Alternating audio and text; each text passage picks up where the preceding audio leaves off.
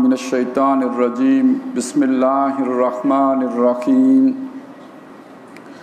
الم تر الی الذین نافقوا یقولون لاخوانهم الذین کفروا من اہل الکتاب لئن اخرجتم لنخرجن معکم ولا نطیع فیکم احدا ابدا وَإِن قُوتِلْتُمْ لَنَنصُرَنَّكُمْ وَاللَّهُ يَشْهَدُ إِنَّهُمْ لَكَاذِبُونَ لَئِنْ أُخْرِجُوا لَا يَخْرُجُونَ مَعَهُمْ وَلَئِنْ قُوتِلُوا لَا يَنصُرُونَهُمْ وَلَئِنْ نَصَرُوهُمْ لَيُوَلُّنَّ الْأَدْبَارَ ثُمَّ لَا يُنصَرُونَ لَأَنْتُمْ أَشَدُّ رَهْبَةً فِي صُدُورِهِمْ مِنَ اللَّهِ ذَلِكَ بِأَنَّهُمْ قَوْمٌ لَا يَفْقَهُونَ لَا يُقَاتِلُونَكُمْ جَمِيعًا إِلَّا فِي قُرًى مُحَصَّنَةٍ أَوْ مِنْ وَرَاءِ جُدُرٍ بَأْسُهُمْ بَيْنَهُمْ شَدِيدٌ تَحْسَبُهُمْ جَمِيعًا وَقُلُوبُهُمْ شَتَّى ذَلِكَ بِأَنَّهُمْ قَوْمٌ لَا يَعْقِلُونَ كَمَثَلِ الَّذِينَ مِنْ قَبْلِهِمْ قَرِيبًا ذَاقُوا وَبَالَ أَمْرِهِمْ وَلَهُمْ عَذَابٌ أَلِيمٌ كَمَثَلِ الشَّيْطَانِ إِذْ قَالَ لِلْإِنسَانِ اكْفُرْ فَلَمَّا كَفَرَ قَالَ إِنِّي بَرِيءٌ مِّنْكَ إِنِّي أَخَافُ اللَّهَ رَبَّ الْعَالَمِينَ فَكَانَ عَاقِبَتُهُمَا أَنَّهُمَا فِي النَّارِ خَالِدَيْنِ فِيهَا وَذَلِكَ جَزَاءُ الظَّالِمِينَ صدق اللہ العظیم رب اشرح لی صدری ویسر لی امری واحلل عقدۃ من لسانی یفقہوا قولی اللہم الہمنا رشدنا واعذنا من شرور انفسنا اللہم ارنا الحق حقا وارزقنا اتباعہ وارنا الباطل باطلا وارزقنا اجتنابہ اللہم وفقنا لما تحب وترضى آمین یا رب العالمین۔ سورہ حشر کی 10 آیات ہم نے پڑھ لی ہیں، ابھی 7 آیات کی تلاوت آپ نے سماعت فرمائی ہے۔ میں ان کا پہلے ترجمہ آپ کے سامنے عرض کروں۔ فرمایا کہ کیا آپ نے نہیں دیکھا ان لوگوں کو کہ جو منافق ہیں وہ کہہ رہے ہیں اپنے ان بھائیوں سے کہ جنہوں نے اہل کتاب میں سے کفر کی روش اختیار کی ہوئی ہے کہ اگر تم نکالے گئے تو ہم بھی لازماً تمہارے ساتھ نکلیں گے اور تمہارے معاملے میں ہم ہرگز کسی کی بھی بات نہیں مانیں گے، اور اگر تم سے جنگ کی گئی تو ہم لازماً تمہاری مدد کریں گے، اور اللہ گواہی دیتا ہے کہ بے شک وہ جھوٹے ہیں۔ اگر وہ نکالے گئے تو یہ ان کے ساتھ نہیں نکلیں گے، اور اگر ان سے جنگ کی گئی تو یہ ان کی مدد نہیں کریں گے، اور اگر یہ ان کی مدد کریں بھی تو لازماً پیٹھ دکھائیں گے اور پھر کہیں سے مدد نہیں پہنچائے جائیں گے۔ اے مسلمانوں، ان کے دلوں میں تمہارا رعب اللہ سے بڑھ کر ہے، اور یہ اس لیے ہے کہ یہ ایسے لوگ ہیں جو سمجھ نہیں رکھتے ہیں۔ وہ تم سے کبھی بھی جنگ نہیں کریں گے یکسو ہو کر، سوائے اس کے کہ کسی محفوظ بستی میں پناہ لے کر کریں، یا یہ کہ دیواروں کی اوٹ سے کریں۔ ان کی آپس کی جنگ بہت شدید ہے، تم سمجھتے ہو انہیں ایک، حالانکہ ان کے دل پھٹے ہوئے ہیں، اور یہ اس لیے ہے کہ یہ لوگ عقل نہیں رکھتے۔ ان کی مثال ایسی ہی ہے جیسے ان لوگوں کی مثال جن کا معاملہ قریبی گزرا ہے، وہ اپنے کیے کا وبال چکھ چکے اور ان کے لیے آخرت میں دردناک عذاب ہے۔ اور ان کی مثال شیطان جیسی ہے جو انسان کو کہتا ہے کہ کفر کرو، اور جب انسان کفر کر لیتا ہے تو شیطان اس سے کہتا ہے کہ میں تیرے عمل سے بری ہوں، لا تعلق ہوں، بے شک میں اللہ سے ڈرتا ہوں جو سارے جہانوں کا رب ہے۔ تو ان دونوں کا انجام آگ ہے جس میں وہ ہمیشہ ہمیش رہیں گے، اور یہی ظالموں کا بدلہ ہے۔ یہ 7 آیات جیسے کہ آپ نے ترجمے سے اندازہ لگا لیا ہوگا، منافقین کے طرز عمل سے بحث کرتی ہیں، اور وہی انہی کا معاملہ یا انہی کا کردار زیر بحث آیا ہے۔ سورہ مجادلہ میں بھی ہم نے دیکھا، اور یہاں سورہ حشر میں بھی ہم دیکھ رہے ہیں کہ جب حزب اللہ کے مقابلے میں حزب الشیطان کا ذکر آیا ہے تو وہ جو کھلی حزب الشیطان ہے اس کا ذکر نہیں کیا، بلکہ جو مارے آستین ہیں، جو حزب اللہ کے اندر حزب الشیطان کا عنصر ہے، یعنی منافقین، ان کا ذکر آیا ہے۔ اور قرآن مجید کا یہ اسلوب یا یہ اصول کہ وہ عام طور پہ تقابل سامنے لاتا ہے. جیسے سورہ بقرہ کا پہلا ہی رکوع ہے تو اس میں ایک ہی رکوع میں دو انتہاؤں کا ذکر کر دیا گیا ہے. ایک طرف ان لوگوں کا کردار ہے جو ایمان لائے، ان کے اعمال ہیں، ان کا ذکر ہے. دوسری طرف ان لوگوں کا ذکر ہے کہ جو نہیں مانے، ہر طرح سے سمجھانے کے باوجود ایمان نہیں لائے. تو یہ اسی طرح کہیں جنت کا ذکر ہوگا تو ساتھ دوزخ کا ذکر ہوگا. تو فہم قرآن کے اعتبار سے یہ بات بڑی اہم ہے. یوں سمجھ لیجئے کہ ایک تو اصول ہوتے ہیں نا جس سے ہم قرآن مجید سمجھتے ہیں، جسے اصول تفسیر کہتے ہیں. وہ عام طور پر اس سے اگر مسائل اخذ کرنے ہیں، کوئی مسئلہ سمجھنا ہے، کوئی مسئلہ اخذ کرنا ہے تو وہ اصول تفسیر کام آتے ہیں. لیکن اگر آپ نے قرآن مجید سے حکمت لینی ہے، وزڈم لینی ہے، دانائی لینی ہے، بصیرت لینی ہے، فہم لینا ہے، فراست لینی ہے، تو پھر قرآن مجید کا مطالعہ دو اعتبارات سے اہمیت رکھتا ہے. ایک اس کے سیاق و سباق سے سمجھنا، اور دوسرا سیرت النبی صلی اللہ علیہ وسلم کی روشنی میں اسے سمجھنا ہے. یہ دو چیزیں ان کو سامنے رکھ کر جب آپ قرآن مجید پڑھیں گے تو آپ کو حکمت و بصیرت و دانائی حاصل ہوگی. باقی آپ نے مسئلہ سمجھنا ہے تو اس کے لیے آپ کو وہ سارے اصول تفسیر جو ہیں وہ سامنے رکھنے ہوں گے، اور جو خاص طور پہ فقہ کے لیے جو ہے ضروری شرائط میں سے ہیں وہ چیزیں، تو وہ ایک بالکل دوسری شے ہے. تو ہم تو چونکہ قرآن مجید سے ایک عام سوجھ بوجھ زندگی گزارنے کے طور طریقے اور معاملہ فہمی سیکھنا چاہ رہے ہیں، لہٰذا ہمارے لیے اہمیت ان دو چیزوں میں. قرآن مجید کا سیاق و سباق کیا کہتے ہیں، محمد الرسول اللہ صلی اللہ علیہ وسلم کی اور صحابہ اکرام کے ادوار کی جو واقعات ہیں ان کی روشنی میں ان آیات کا مفہوم اور مطلب کیا ہے. اس معنی میں ذہن میں رکھیں کہ یہاں جو بات ہو رہی ہے وہ کیا ہو رہی تھی کہ یہ بنو نضیر ایک قبیلہ ہے یہودیوں کا جنہوں نے مسلمانوں کے خلاف سازش کی. اب ان کے خلاف ایک جنگ ہو رہی ہے. یہ پس منظر ہے جسے ہم شان نزول کہتے ہیں. یہ بیک گراؤنڈ ہے جس میں یہ آیات نازل ہوئی ہیں. اس کے تناظر میں اس کو سمجھنا ہے. اور دوسری جو چیز ہے جو خاص طور پہ اہمیت رکھتی ہے قرآن مجید کا اپنا سیاق و سباق، یعنی جس کا مطلب یہ ہے کہ کانٹراسٹ میں کیا چیز آ رہی ہے.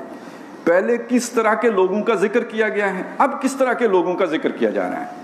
تو اس دوسری چیز کے اعتبار سے دیکھیں تو ہم نے جو تقریباً 4 جمعوں میں جن لوگوں کا ذکر سنا ہے تو وہ 3 قسم کے لوگ تھے. ایک وہ لوگ تھے کہ جو اللہ، رسول، آخرت پر ایمان ایسا لائے کہ انہوں نے اپنا گھر بار چھوڑ دیا، وہ اپنے وطن سے ہجرت کر گئے، وہ محمد الرسول اللہ کی پکار پر اپنے مال و اسباب سب چھوڑ کر ایک پردیس کی سرزمین کی طرف ہجرت کر گئے جہاں کچھ معلوم نہیں کہ پہنچیں گے تو کیا ہوگا.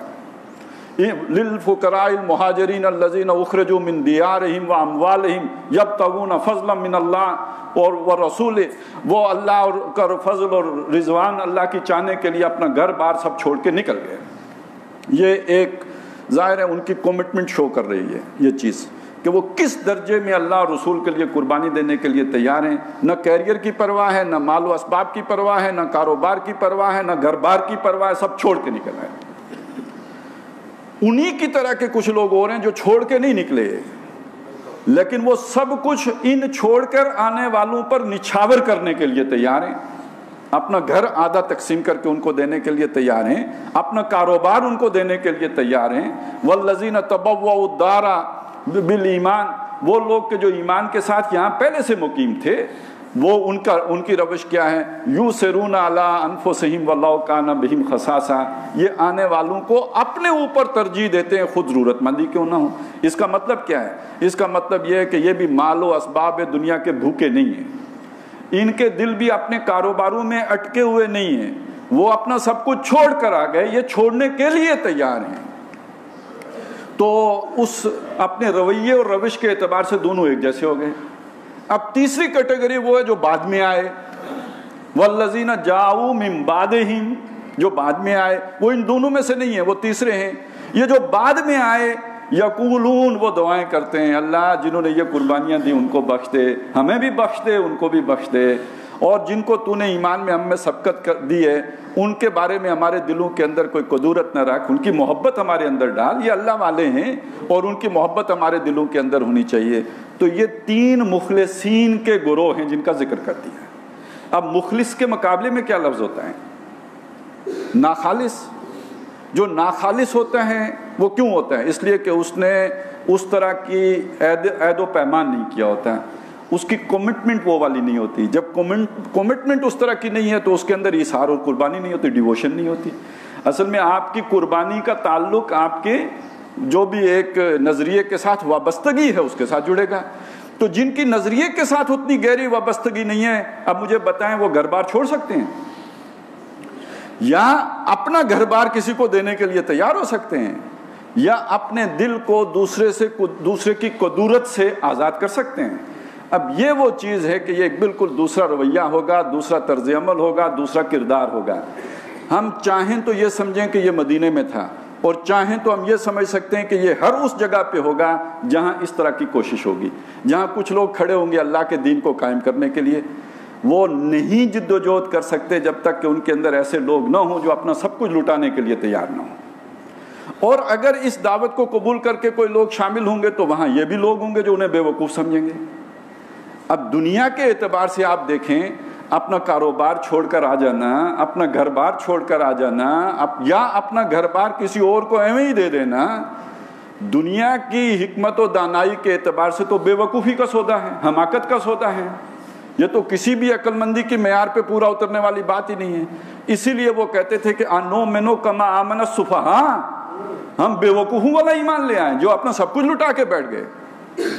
تو یہ ہے جو تقابل کیا گیا کہ مومن وہ بھی ہیں جو اپنا سب کچھ لٹانے کے لیے تیار ہیں, مومن یہ بھی ہیں جو اپنے کچھ بھی دینے کے لیے تیار نہیں ہیں. قانون کی نظر میں دونوں مسلمان ہیں.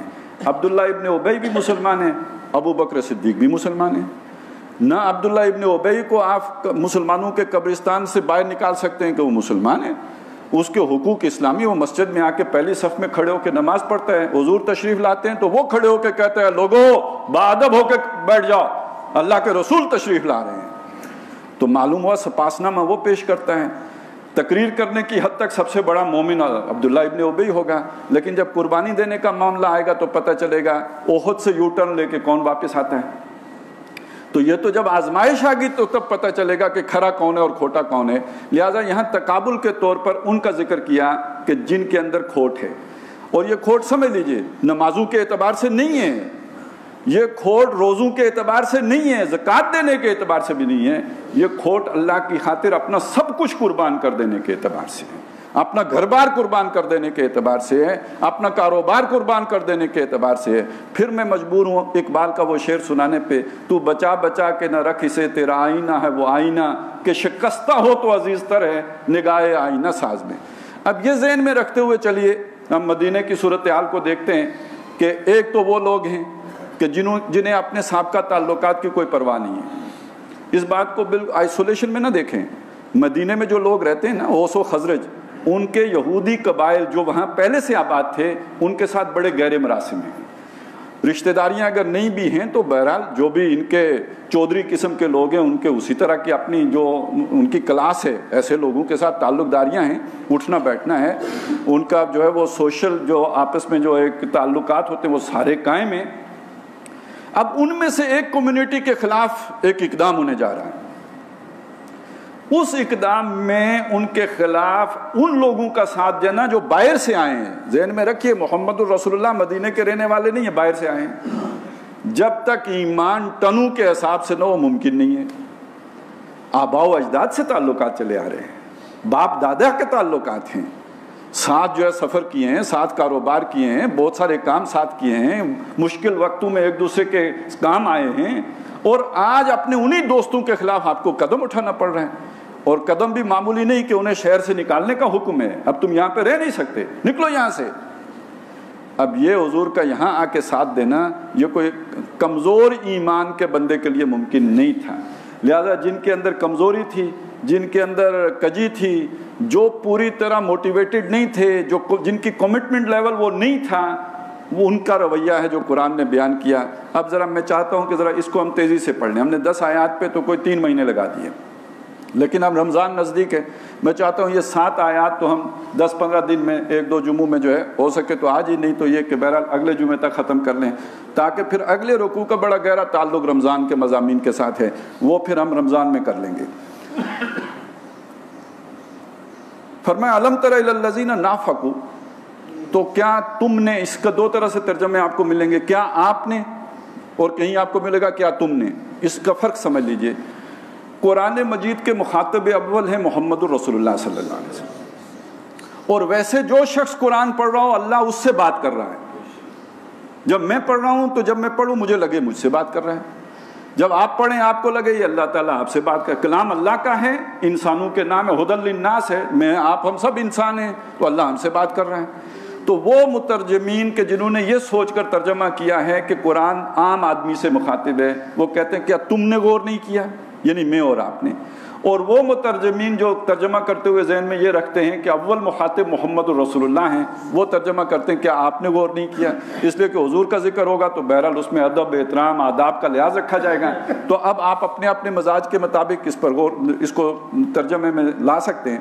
کیا تم نے یا آپ نے غور نہیں کیا یا دیکھا نہیں ان کو, نافقو, وہ لوگ جو منافق ہیں. اس پر ہم کافی بات کر چکے, ابھی بھی میں نے آپ کے سامنے بات کی. اب وہ شخص کے جو منافق ہے, ویسے یہ لفظ جو بنا ہے نافقہ, گو کے بل کو کہتے ہیں. گو وہ جو دو منہ والا بنا کے رکھتا ہے, اور وہ دو منہ اس لیے بنا کے رکھتا ہے کہ اگر شکاری آئیں گے, کتا اس منہ سے داخل کریں گے تو یہ اس دوسرے والے منہ سے نکل جائے گا, اور اگر ادھر سے کوئی حملہ ہوگا تو یہ ادھر سے نکل جائے گا. اسی سے دو منہ آدمی, یا یوں کہہ لیجئے کہ جو عام دنیا میں ہم کہتے ہیں کہ یار اپنے سارے انڈے ایک ٹوکری میں نہیں رکھتے, چلیں ایک ٹوکری گر بھی جائے, ٹوٹ بھی جائیں تو کچھ انڈے محفوظ بھی رہ جانے چاہیے, کام آئیں گے, مشکل وقت میں کام آئیں گے. یا جسے ہم اپنے محاورے میں کہتے ہیں کہ جو ہے وہ ایک کشتی کا مسافر نہیں بلکہ دو کشتیوں کے جو مسافر بن جاتے ہیں. تو اب اس ایک لوگ وہ ہیں کہ جو یکسو ہو گئے محمد الرسول اللہ کے ساتھ صلی اللہ علیہ وسلم, کچھ لوگ وہ ہیں کہ جو یکسو نہیں ہو سکے, وہ دو کشتیوں کے مسافر ہیں, یا انہوں نے اپنے انڈے دونوں طرف رکھے ہوئے ہیں کہ یہ ڈوب گیا تو یہ بچ جائیں. یہ ہیں تو سیانے لوگ ہیں, تو بڑے دنیا کے اعتبار سے بہت عیار لوگ, بڑے سمجھدار لوگ, بڑے حکیم لوگ, دنیاوی حکمت تو ان کو کمال درجے کی حاصل ہے, لیکن یہ کہ دین کے اعتبار سے تو بڑا گھاٹے کا سودا ہے, بڑی کمزوری کی بات ہے. یہ دو منہ لوگ ہیں, انہیں دونوں طرف تعلقات رکھنے پڑتے ہیں. ویسے بھی آپ ذرا دنیا کے اعتبار سے بھی دیکھیں نا, یہ جو ریجیڈیٹی ہے اس کو نہیں پسند کیا جاتا ہے. یکرخا پن, یعنی بندہ ایک طرف کا ہو گیا, ہم تو اسے پازیٹیولی کہتے ہیں یکسو ہو گیا, اللہ والا ہو گیا. لیکن آپ اگر دنیا کے اعتبار سے دیکھیں تو یہ جو یکسو ہے اس کو ہم کہتے ہیں یکرخا ہو گیا, اور جی ایک کے پاسے ہو گیا, یعنی اسے دوسری طرف کی, دوسری سائڈ کی ہوش ہی نہیں ہے. تو یہ جو ہے عام طور پہ دنیا میں اس رویے کو, روش کو پسند نہیں کیا جاتا ہے. اسی لیے تو وہ کہتے تھے یہ بے وقوفوں والی بات ہے. لیکن جس کی دوسری آنکھ کھل گئی ہو, جسے وہ غیب کی چیزیں جو ہے وہ سامنے نظر آنے لگی ہوں, جس کو جو حقیقت آشنا ہو گیا ہو, جسے معلوم ہو دنیا کی زندگی تو مچھر کے پر جتنی اہمیت نہیں رکھتی, تو وہ اسے تو یکسو ہونے میں کوئی رکاوٹ پیش نہیں آئے گی. یہ مال و دولت دنیا, یہ رشتہ و پیوند, اس کے لیے بتانے وہم و گما ہو جائیں گے سارے کے سارے, ان کی کوئی اہمیت ہی نہیں رہے گی. اور جس کی وہ والی آنکھ نہیں کھلی اس کے لیے ساری اہمیت انہی چیزوں کی ہے. اب انہی کے لیے تو وہ مرے گا, اپنی بھی تذلیل کروائے گا, ذلت کروائے گا, اپنے خود ہی بیچے گا, اور اسی کے لیے جسم بھی بیچتے ہیں لوگ تاکہ مال و دولت دنیا جمع ہو, سٹیٹس بنے, آگے ترقی حاصل کریں, اس کو بطور سیڑھی استعمال کریں, اپنی عزت کو بھی اور غیرت کو بھی, جتنا اوپر جا سکتے ہیں جائیں, کم از کم شہرت تو ہو, بدنام اگر ہوں گے تو کیا نام نہیں ہوگا. تو یہ ایک روش یہ ہے. یہ وہ لوگ ہیں جو منافق لوگ ہیں کہ جو یکسو نہیں ہیں. جب یکسو نہیں ہیں تو سب سے پہلا مرحلہ کیا آتا ہے, جب مشکل آئی, جب مال پہ بنی, جب جان پہ بنی, جب قربانی کا مرحلہ آیا, تو آدمی لبیک نہیں کہہ سکا, وہ آواز جرس پر لبیک نہیں کہہ سکا. وہ جو فیض نے کہا نا, واپس نہیں پھیرا کبھی فرمان جنوں کا. ایک فرمان عقل کا فرمان ہوتا ہے, اس کو تو ہر کوئی مان لیتا ہے, ریزنیبل بات ہے, عقل مندی کی بات ہے, حقیقت جسے کہتے ہیں زمینی حقائق کے مطابق بات ہے, اسے تو ہر کوئی مان لے گا. لیکن ایک فرمان جنوں ہے پاگل پن والا, بے خطر کود پڑا آتش نمرود میں عشق. اب یہ جو آتش نمرود میں کودنا ہے یہ کوئی عقل مندی کی تو بات نہیں ہے, عقل ہے میوے تماشائے لب بام ابھی. تو یہ جو کودنا ہے آگ میں, یہ کوئی عقل کی بات تو نہیں.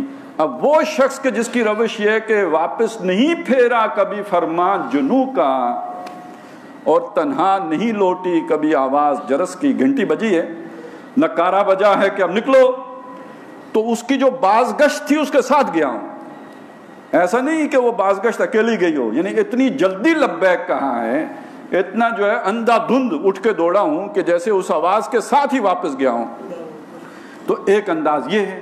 اور ایک انداز یہ ہے کہ آدمی سوچتا ہے بلکہ وہ بھی مجھے شعر یاد آ رہا ہے کہ ارادہ باندھتا ہوں، سوچتا ہوں، توڑ دیتا ہوں، کہیں ایسا نہ ہو جائے، کہیں ایسا نہ ہو جائے۔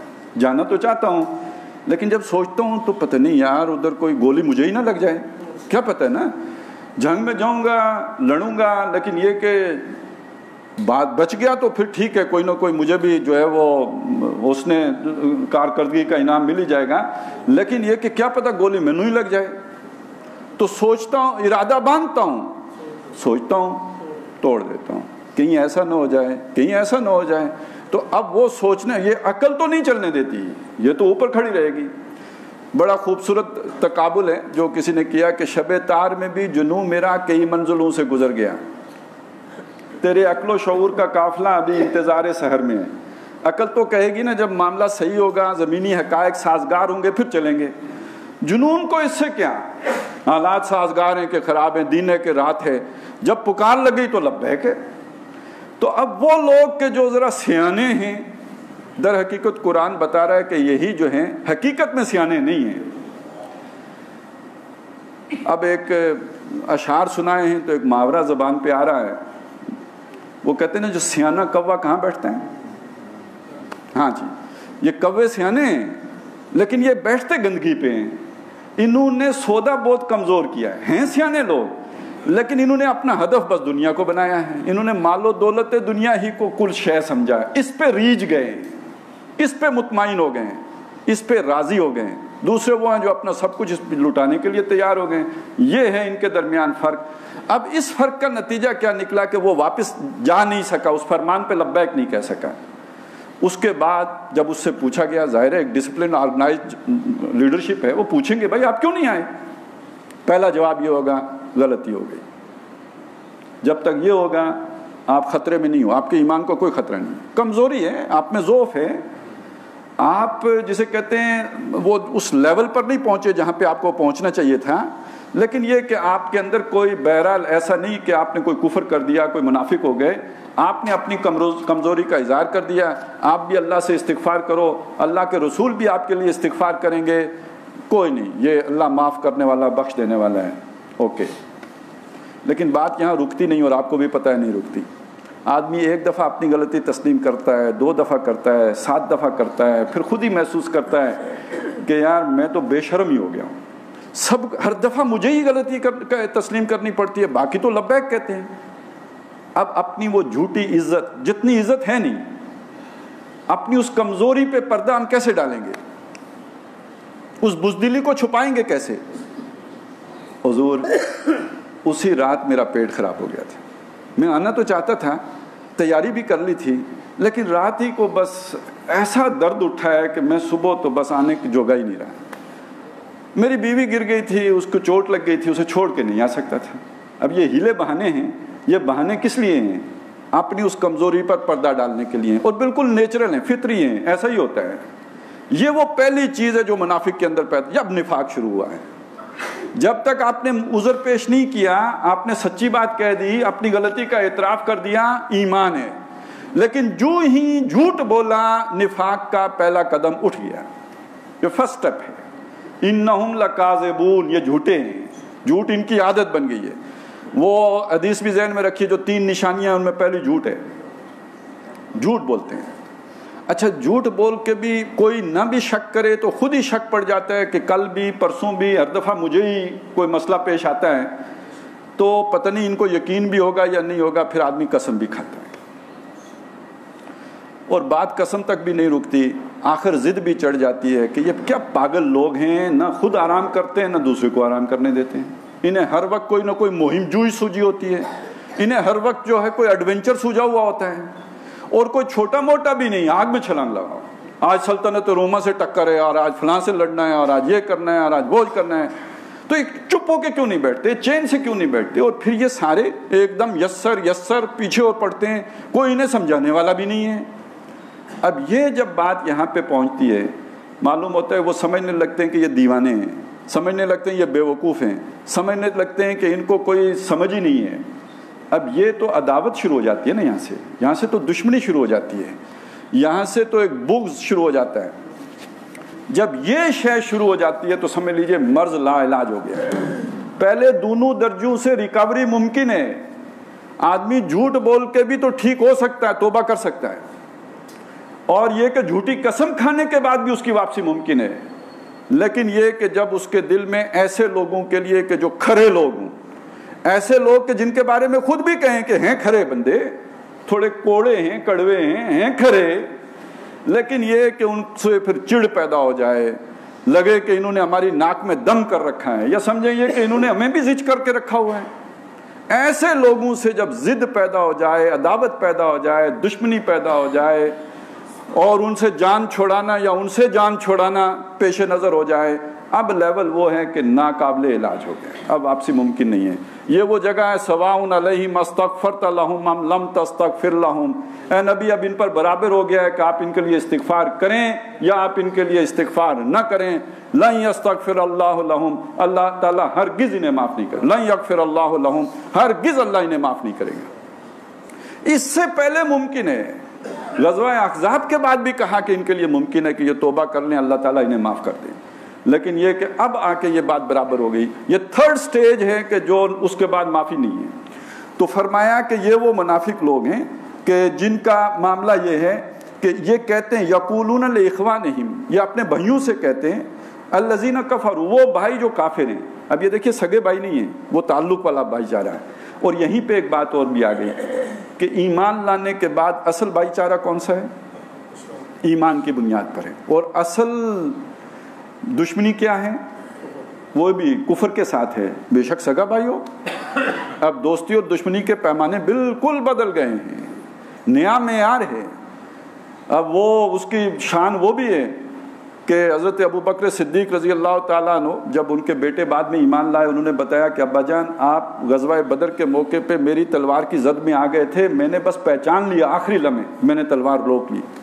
تو حضرت ابوبکر نے فرمایا بیٹے تم کفر کے لیے لڑ رہے تھے اس لیے تم نے تلوار روک لی, خدا کی قسم میری تلوار کی زد میں آئے ہوتے تو کبھی نہ روکتا. یہ شفقت پدری تو مشہور شے ہے نا. بیٹوں کے اندر باپ کے لیے جذبے میں کمی ہو سکتی ہے, باپ کے اندر تو بیٹوں کے لیے کوئی کمی نہیں ہوتی. باپ بیٹے سے کہہ رہا ہے کہ میری تلوار کی زد میں اگر آئے ہوتے تو کبھی نہ بچتے. یہ کفر اور اسلام کا فرق ہے. اب خونی رشتے ختم, اب دوستی اور دشمنی کا معیار نیا ہے. اس نئے معیار پر پرکھے جاؤ گے کس کو رشتہ دار عزیز ہیں, کس کو بھائی بند عزیز ہیں, کس کو اپنے سسرالی عزیز ہیں اور کس کو اپنے ننھیالی عزیز ہیں. اب تو اس پہ دیکھا جائے گا, اور کس کو اپنے نظریاتی ورکر اچھے لگتے ہیں. اب تو ساری جو ہے آپ کی پہچان اور آپ کے ایمان کی پرکھ اس پر ہوگی. آپ کو پسند کون ہے, آپ کو ناپسند کون ہے, کس سے آپ تنگ پڑتے ہیں اور کس کو آپ پسند کرتے ہیں, اور وہ خونی بنیادوں پر کرتے ہیں یا نظریاتی بنیادوں پر کرتے ہیں. اب آپ کا امتحان کھرے اور کھوٹے کا تو اس بنیاد پہ ہونا ہے. تو ان کے وہ بھائی جو ہیں تو کافر لیکن انہوں نے بھائی بنا کے رکھے ہوئے ہیں, اور یہ کافر بھی ہیں من اہل الکتاب, اہل کتاب یعنی یہودی. اور یہودیوں کا وہ قبیلہ جس کا شروع میں ذکر آ گیا سورہ جو ہم نے پڑھی تھی سورہ حشر کی پہلی آیت میں, کہ جو بنو نذیر تھے جن کو غزوہ احد کے بعد نکالا گیا. ان کو کہتے کیا ہیں؟ لَإِنْ أُخْرِجْتُمْ لَنَخْرُجَنَّ مَعَكُمْ, اگر تم نکالے گئے. اب اس لیے کہ حضور نے الٹیمیٹم تو ان کو دے دیا تھا کہ تم نے ہمارے خلاف یہ سازشیں کی ہیں, معاہدہ تم توڑ چکے ہو, معاہدہ توڑ چکے ہو, اب تم یہاں رہ نہیں سکتے. لہٰذا بجائے اس کے کہ ہمیں کوئی کارروائی کرنی پڑے تم خود ہی نکل جاؤ. اچھا دوسری طرف معاملہ یہ ہے کہ انہوں نے یہ سوچو بچار بھی شروع کی کہ ہم نکل ہی جائیں, اسی میں عافیت ہے, ہم چھوڑ جائیں مدینہ, چلے جائیں, لڑائی لڑے بغیر اپنا مال و اسباب لیں اور یہاں سے نکل جائیں, ہجرت کر جائیں, کوچ کر جائیں. اچھا یہ جیسے کہا جاتا ہے نا الکفر ملت واحدہ, تو یہ بھی ایک قدرتی بات ہے, اور کوئی تو شیطان بھی جو ہے وہ پش کرتا ہے. انہیں محسوس ہوا کہ ان کے نکلنے سے ہماری پیٹھ ننگی ہو جائے گی. منافقین کو انہوں نے انہیں پیغامات بھیجے, انہوں نے کوئی پیشکش نہیں کی, انہوں نے کوئی ہاتھ نہیں باندھے, انہوں نے کوئی مسافرت, ان کے پاس کوئی اپنے سفیر نہیں بھیجے, انہوں نے خود پیشکش کی. منافقین نے جو محمد الرسول اللہ پر ایمان لانے کے دعوے دار ہیں اور مسجدوں میں کھڑے ہو کے تقریریں کرتے ہیں کہ اللہ کے رسول تشریف لا رہے ہیں, انہوں نے پیغامات بھیجے ادھر, اور پیغام بھیج کر کہا کیا, آپ فکر نہ کرو, آپ جانے کا فیصلہ نہ کرو, آپ کیوں جا رہے ہو, یہ تو آپ کی جگہ ہے, سن آف دا سوائل ہو آپ. تو اگر آپ کو نکالا گیا لَإِنْ أُخْرِجْتُمْ, اگر تمہیں نکالا گیا لَنَخْرُجَنَّ مَعَكُمْ, ہم بھی آپ کے ساتھ نکل جائیں گے، احتجاجن کہہ لیجئے، یا یہ کہ مدینے کی افرادی قوت کم کرنے کے لیے ہم بھی یہاں نہیں رہیں گے، یا ان کو یہ بتلانے کے لیے کہ ہم آپ کے کتنے وفادار ہیں، کتنے دوست ہیں، ہم بھی یہ گھر چھوڑ کے نکل جائیں گے۔ وَلَا نُطِيعُ فِيكُمْ أَحَدًا أَبَدًا، اور آپ کے معاملے میں کسی کی بات کبھی بھی نہیں مانیں گے۔ اب یہ بڑا توہین آمیز انداز ہے، اور یہ آپ کو سمجھ آنی چاہیے کہ توہین کس کی ہو رہی ہے؟ محمد الرسول اللہ کی۔ حکم کس کا تھا؟ حضور کا تھا۔ ہم کسی کی بات نہیں مانیں گے، یعنی حضور کا فیصلہ نہیں مانیں گے، وہ آپ کو اگر یہاں سے نکال دیں ہم نہیں مانیں گے۔ یہ ہماری آپ کی برادری ہے، آپ ہمارے رشتہ دار نہیں بھی ہو تو برادری ہو۔ تو باقی یہ کہ جن کے رشتہ دار ہوتے ہیں وہ کہتے ہیں رشتہ داروں کے معاملے میں تو ہماری نظریاتی وابستگی پرے ہے۔ ہم نے بڑے بڑے نظریاتی جو ہے وہ ورکر دیکھیں، جب ذرا سا وہ رشتہ داری کے ووٹ کی ضرورت پڑے تو اس وقت ان کا نظریہ گھر رہ جاتا ہے، بیلٹ باکس میں ووٹ ادھر جاتا ہے جدھر خون پکارتا ہے۔ تو ایسے ہی بڑے بڑے جو ہیں وہ دعوے دار اقامت دین کی جدوجہد کے بھی خاندان کی ضرورت کے آگے لیٹ جاتے ہیں۔ وہی بات انہوں نے بھی کی، تمہارے معاملے میں ہم کسی کی بات نہیں مانیں گے، ہرگز نہیں مانیں گے۔ وَإِن قُوتِلْتُمْ، اور اگر تمہارے پر جنگ مسلط کی گئی، تم سے لڑا گیا، لَنَنْصُرَنَّكُمْ، ہم لازماً تمہاری مدد کریں گے۔ اچھا، یہاں تک پہنچ کے جو بات میں نے کہی تھی وہ غلط ہو گئی۔ بات میں نے یہ کہی تھی کہ یہ لوگ قربانی نہیں دے سکتے، یہی دعویٰ تھا نا میرا۔ اب وہ یہ کہہ رہے ہیں کہ اگر تمہیں نکالا گیا تو ہم بھی نکلیں گے۔ یہ بات برابر نہیں ہو گئی ان کے جو مکے سے نکلے تھے، تو وہ اگر گھر بار چھوڑ کے نکلے تو ہم بھی نکلیں گے، اور تمہارے ساتھ جنگ لڑی گئی تو ہم بھی لڑیں گے۔ کم از کم قرآن مجید کے الفاظ ہیں، تو یہاں تک پہنچ کے تو معلوم ہوتا ہے یہ قربانی دینے والے لوگ ہیں، دوستی نبھانے والے لوگ ہیں، برادری کی خاطر جان دینے والے لوگ ہیں۔ لیکن ایسا نہیں ہے، قرآن مجید کچھ اور بات کہتا ہے، واللہ یشہد انہم لکاذبون، اللہ گواہی دیتا ہے یہ جھوٹے ہیں۔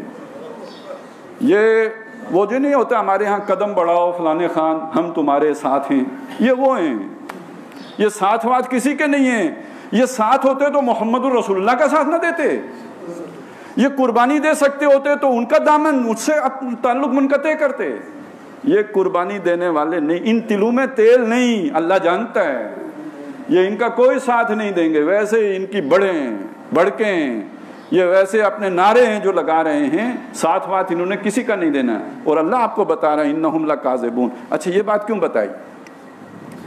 دیکھیے یہ جو ہنگامہ ہوتا ہے نا، یہ پروپیگنڈا، وہ آج کل آپ سنتے ہیں وہ جو 5th جنریشن وارفیئر، تو بہرحال پروپیگنڈا آپ پہ نفسیاتی اثر تو ڈالتا ہے۔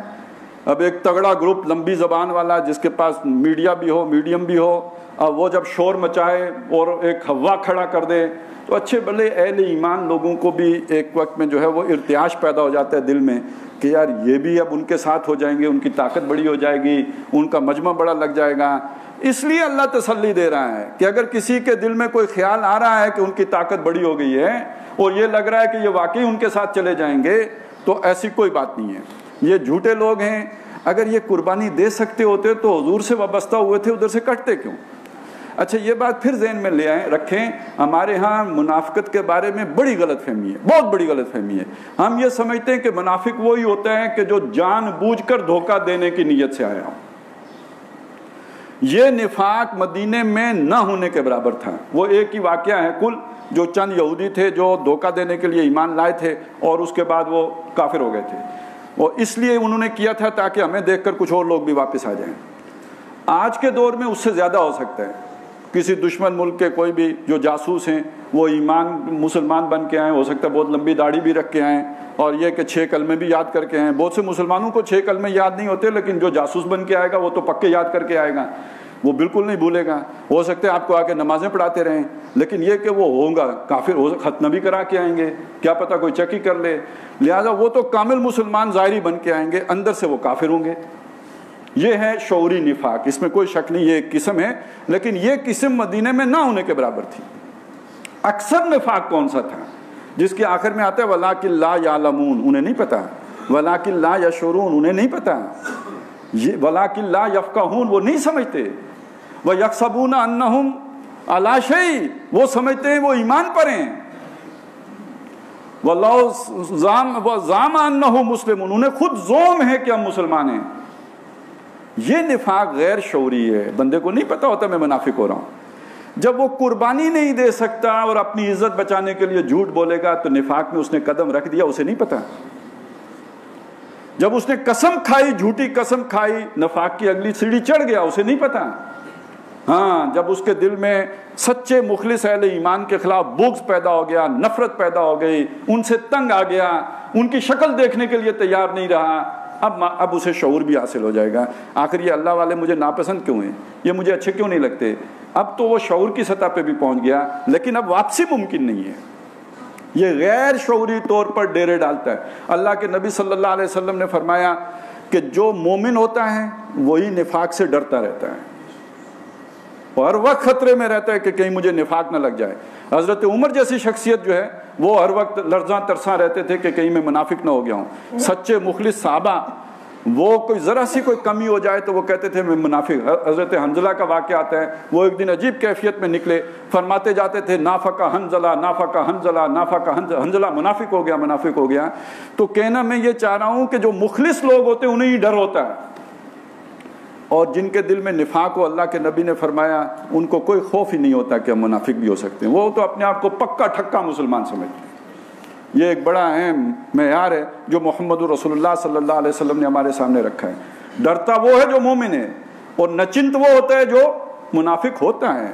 تو اللہ تعالیٰ ہمیں اس مصیبت سے بچائے، یہ بہت بڑا عذاب ہے، یہ غیر شعوری طور پر آدمی کو لاحق ہو جاتی ہے۔ تو معاملہ ان کا یہ ہے کہ یہ آ کے دعوے کر رہے ہیں کہ ہم مسلمان ہیں، اور ہم اس سے اگلی بات یہ کہ جا کے کافروں سے یہ کہتے ہیں کہ اگر تمہیں بے دخل کیا گیا تو ہم تمہارا ساتھ دیں گے، اور اگر تمہارے خلاف جنگ کی گئی تو تمہاری مدد کریں گے۔ لَئِنْ اُخْرِجُوا لَا يَخْرُجُونَ مَعَهُمْ، اگر وہ نکالے گئے یہ ان کے ساتھ ہرگز نہیں نکلیں گے، بالکل نہیں نکلیں گے، یہ اپنے کاروبار بالکل نہیں چھوڑیں گے۔ وَلَئِنْ قُوتِلُوا، اور اگر ان سے جنگ کی گئی لا ینصرونہم، یہ ان کی بالکل مدد نہیں کریں گے۔ وَلَئِن نَصَرُوہم، اور اگلی بات بھی سن لو، بالفرض بعض اوقات آدمی شرما شرمی میں بھی نکل ہی آتا ہے نا، اب کوئی مجبوری پڑی گئی چلی پڑے، کون سا گھر سے نکلتے وقت ہی جنگ شروع ہو جاتی ہے، جنگ تو میدان جنگ میں جا کے شروع ہوتی ہے، تو وہ گھر میں ایک ہلا گلا ہوا، ایک نعرہ لگا، شور شرابہ اٹھا، چل پڑے، تو اگر چل کے میدان جنگ تک آ ہی گئے، بالفرض محال ہے آ جائیں، لیکن بالفرض اگر آ گئے لَيُوَلُّنَّ الْأَدْبَارَ، جو ہی ہلا پڑے گا، زور کی یلغار ہوگی، یہ پیٹھ موڑیں گے اور بھاگ جائیں گے، صرف شکل دکھانے آئیں گے، حاضری لگوائیں گے کہ ہم بھی حاضر ہیں جناب آپ کے ساتھ لڑنے کے لیے، لیکن جو ہی زور کا جو ہے وہ غدر مچے گا دوڑ جائیں گے۔ ثُمَّ لَا يُنصَرُونَ، پھر مدد بھی نہیں دیے جائیں گے۔ اصل میں یہ بھی انہوں نے ان کو ہلاشیری دی تھی کہ فکر نہ کرو، عبداللہ ابن ابی بہت بڑا سیاستدان تھا، وہ اس کے بڑے تعلقات تھے، اس نے کہا کہ آپ فکر نہ کرو، میں بنو قریظہ کو بھی تیار کر لوں گا، اور یہ بھی میرے اوپر ہے کہ بنو غطفان کے قبائل جو رہتے ہیں قریب میں ان کو بھی جو ہے وہ میری بات ہو گئی ہے، تو وہ ہمیں مدد وہاں سے بھی مل جائے گی، فوجیں ادھر سے بھی آ جائیں گی، تو ہم ان کا جو ہے وہ بالکل جو ان کو ناکام کر دیں گے، آپ بے فکر رہو۔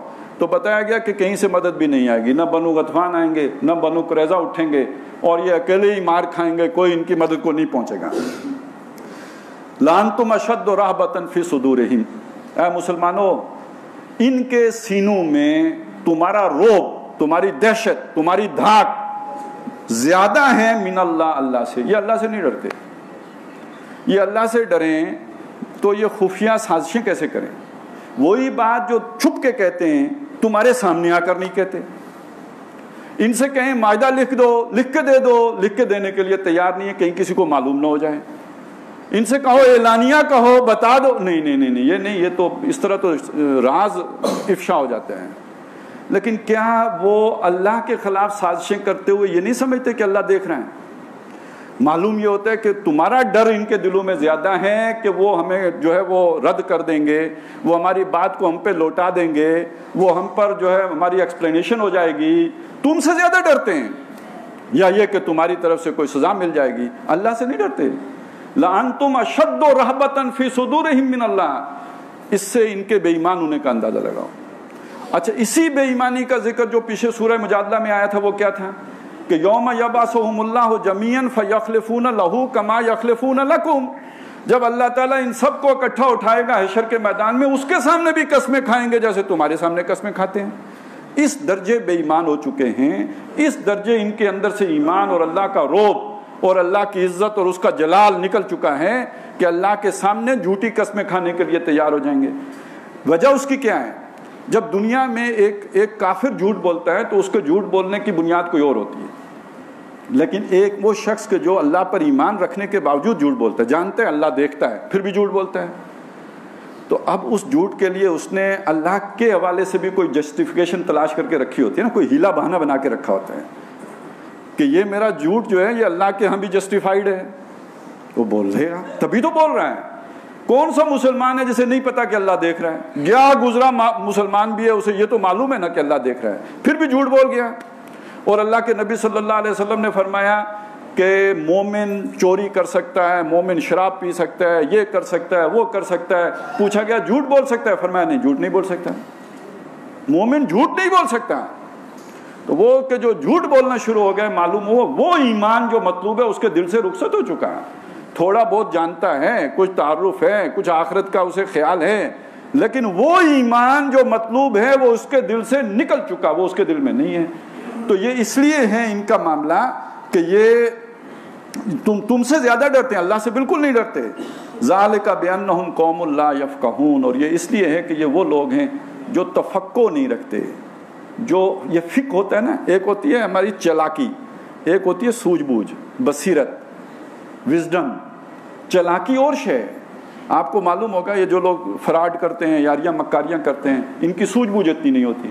بڑا ماہر چور ہوگا، بڑا آسانی سے پکڑا جائے گا، اس لیے کہ وہ اس کی جو ہے وہ جیسے وہ بات مشہور ہے کہ مولوی کی دوڑ مسجد تک، تو ایسے ہی چور کی دوڑ جو ہے چوری کے سامان تک۔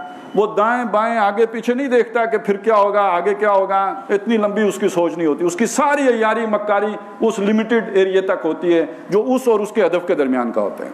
وہ اپنی ساری چال بازیاں وہیں تک کرتا ہے۔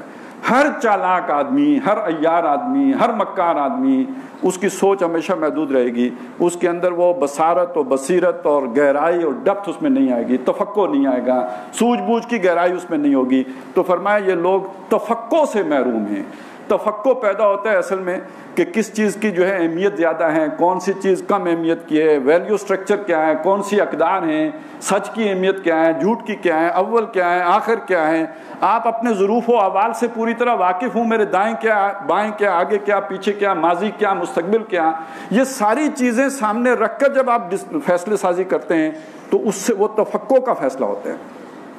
جب آپ کی کل سوچ یہ بن جائے کہ میں نے اپنی جان بچانی ہے، میں نے اپنا مال بچانا ہے، آپ کی سوچ کا دائرہ بڑا محدود ہو گیا، اب اس سے آپ کا فہم چلا گیا، آپ کی فراست چلی گئی۔ اسی بات کو ایک اور انداز میں ہمارے یہاں محاورہ مشہور ہے کہ دروغ گورا حافظہ نہ باشد، جو جھوٹا ہوتا ہے اس کا کوئی حافظہ نہیں ہوتا۔ بھئی وہ حافظہ ہو کدھر سے؟ اس کی سوچ ہی محدود ہے۔ آج ایک بات کر کے چالاکی کر کے کوئی جھوٹ بول کے نکل گیا، کل اسے یاد ہی نہیں ہوا رہے گا کہ یہ ہوا کیا تھا۔ سچی بات یاد رہتی ہے، سچا واقعہ یاد رہتا ہے، جھوٹی بات، جھوٹا واقعہ جو آپ نے گھڑ کے سنایا ہو وہ کل آپ بھول گئے ہوتے ہیں۔ تو یہ تو ایک بالکل جو ہے فطری سی بات ہے، آدمی بھول جاتا ہے اس بات کو۔ تو فرمایا کہ ان کا معاملہ یہ کہ یہ تفقہ سے محروم ہیں، لا یفقہون، ان کو سوجھ بوجھ نہیں ہے۔ اب جو بات ہمارے سامنے آئی وہ یہ ہے کہ کچھ وہ لوگ ہیں کہ جنہوں نے اللہ اور رسول کو بالکل یکسو ہو کر ایمان لائے اور دنیا کو انہوں نے مؤخر کیا، آخرت کو مقدم رکھا، اور اس کے نتیجے میں ان کے اندر ایسی یکسوئی پیدا ہوئی، وہ اپنی ہر شے دین پر قربان کرنے کے لیے تیار ہیں، گھر بار، کاروبار، مال، دولت، اسباب، سب۔ اس کے مقابلے میں دوسرے لوگ وہ ہیں کہ جو ایمان کے دعوے دار تو ہیں لیکن وہ اللہ کے لیے یہ والی قربانی نہیں دے سکتے، وہ اپنی جانوں مالوں کو دینے کے لیے راضی نہیں ہیں۔ تپتی راہیں مجھ کو پکاریں، دامن پکڑے چھاؤں گھنیری، وہ گھنیری چھاؤں چھوڑنے کے لیے تیار نہیں ہے، مشکل کام کرنے کے لیے تیار نہیں ہے۔ وَمِنَ النَّاسِ مَن يَعْبُدُ اللَّهَ عَلَىٰ حَرْفٍ، لوگوں میں وہ ہیں جو کنارے کھڑے ہو کے عبادت کرنا چاہتے ہیں، بیچ منجدار میں کودنے کے لیے تیار نہیں۔ اب ان کا معاملہ یہ ہوگا کہ یہ کبھی یکسوئی سے نہیں چل سکیں گے، یہ جھوٹ بھی بولیں گے، یہ لوگوں کو دغا بھی دیں گے، یہ حکمت عملی اس چیز کو کہیں گے کہ جس میں ان کا تحفظ ہوتا رہے، ان کے جان و مال کا تحفظ ہوتا رہے، وہ کسی خطرے میں نہ جائیں۔ یہی وہ بیماری ہے جسے وہن کہا گیا ہے۔ جو بیماری جب پیدا ہوگی تو نبی اکرم صلی اللہ علیہ وسلم نے فرمایا کہ اقوام عالم تم پر ایسے ٹوٹ پڑیں گی جیسے بھوکے دسترخوان پہ ٹوٹتے ہیں۔ اور صحابہ نے کہا کہ یہ ہمارے ساتھ ہوگا، کیا ہم تھوڑے رہ جائیں گے؟ فرمایا نہیں، تم بہت ہوگے لیکن تمہیں وہن لگ جائے گی، کمزوری آ جائے گی تم میں۔ تو پوچھا وہن کیا ہے؟ حب الدنیا و کراہیت الموت، دنیا کی محبت اور موت سے نفرت۔ تو یہ میں نے آپ کو اس لیے بتایا، یہ پرانی کہانی نہیں ہے، یہ مدینہ کی کہانی نہیں ہے۔ مدینہ میں ایک چھوٹے سکیل پر یہ کہانی تھی، جسے قرآن مجید نے ہمارے سامنے رکھا، وہ آج بڑے سکیل پر ہے، گلوبل ہے، اور پوری امت مسلمہ اس کی آج مصداق بنی ہوئی ہے۔ اور آج آپ دیکھیے کہ ہمارے اندر یہ کم ہمتی اور کمزوری اس لیے آئی ہے، دنیا کی محبت اور موت سے کراہت۔ اللہ تعالی ہمیں آخرت کے لیے جینے کے لیے اپنا، جیسے جو اسلام اصل کہ اپنا سب کچھ انسان نچھاور کرنے اور قربان کرنے کے لیے تیار ہو جائے، اللہ تعالیٰ اس کی ہمیں فیصلہ کرنے کی، آرزو پالنے کی توفیق عطا فرمائے۔ اقول قولی ھذا واستغفر اللہ لی ولکم ولسائر المسلمین والمسلمات۔